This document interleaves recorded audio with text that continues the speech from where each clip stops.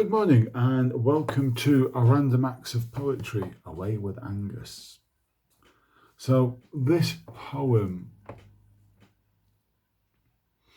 is written from a period where, to say when I was engrossed in nature. I've always been engrossed in nature, but it became a particular study of mine through college and just through general education and self-education. And travel and being a poet allows you to see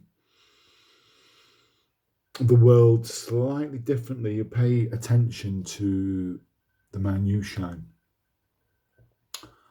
And when you journey, whether that's physically, or whether it's through the pages of a book, or whether it's even on some travel documentary or David Attenborough's latest show, you're taking in something about the world around you. And it's how you take in that information and what you make of it.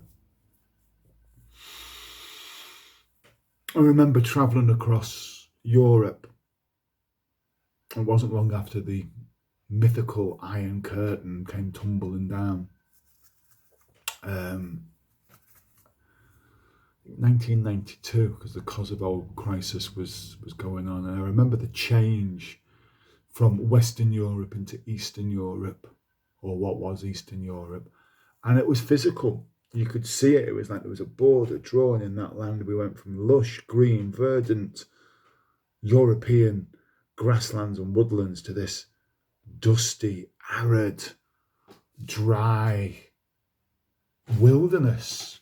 Dust bowl is the only way that I could describe it. And even when we moved further into Eastern Europe, like Romania, where things did start to get greener, rockier, more verdant, excuse me, there was still this dustiness to things, as if the world hadn't been polished.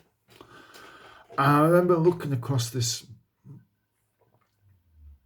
what I thought was a dry wilderness, and then the crickets started singing, and then you started paying attention to the birds that are hunting the crickets, and then to the frogs that have found that distant watercourse.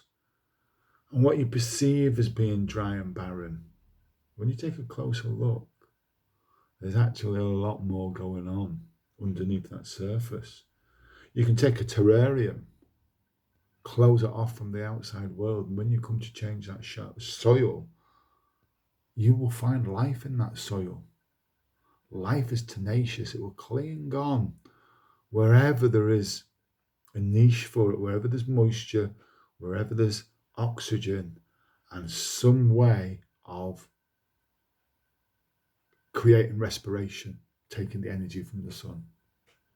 So here's the poem.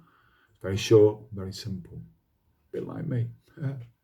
Nature's struggle. Nature's struggle. The Taoists claim that nothing as nature is rushed, yet everything is done. Nature's struggle. Yesterday the rain arrived. Today it came dancing with the wind, forming an unknown personality. As it spreads its presence throughout a dying land, intimacy is gained as water runs through parched earth.